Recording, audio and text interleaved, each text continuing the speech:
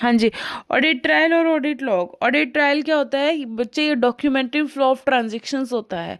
दूसरे शब्दों में कहूँ तो स्टेप बाय स्टेप रिकॉर्ड है जिसकी थ्रू अकाउंटिंग, ट्रेड डिटेल्स या फाइनेंशियल डेटा को हम ट्रेस कर पाते हैं टू देयर सोर्स। क्लियर है।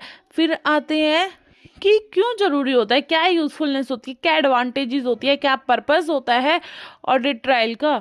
तो ऑडिट ट्रायल रिड्यूस करता है फ्रॉड, मटेरियल एरर्स और अनऑथराइज्ड यूज, और एनहेंस करता है internal control and data security, और रिस्पॉन्सिबिलिटी फिक्स करता है। Analyse the reasons of the fix problem, analyse the reasons of the problem, और also helps in ensuring operation of system as intended।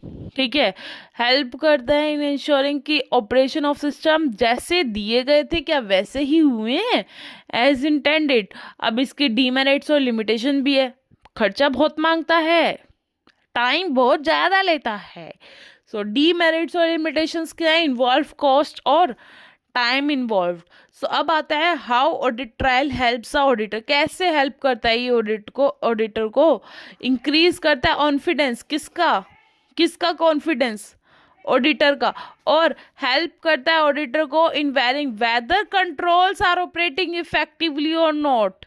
कह रहा है ऑडिटर को हेल्प करता है ये जानने के लिए कि क्या कंट्रोल्स ऑपरेटिंग इफेक्टिवली हो रहे हैं या नहीं हो रहे। और aid in verification whether a transaction indeed performed by person authorized to do it।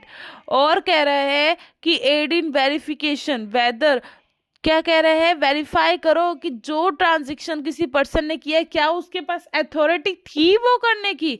और कह रहे हैं increasing reliability of audit evidences obtain. Reliability increase करो किसकी, ऑडिट एविडेंसेस की जो हमें मिले हैं। तो ये इंक्रीज करता है क्या, रिलायबिलिटी किसकी, ऑडिट एविडेंसेस की जो हमने कलेक्ट किए हैं, हमने नहीं ऑडिटर ने। ठीक है।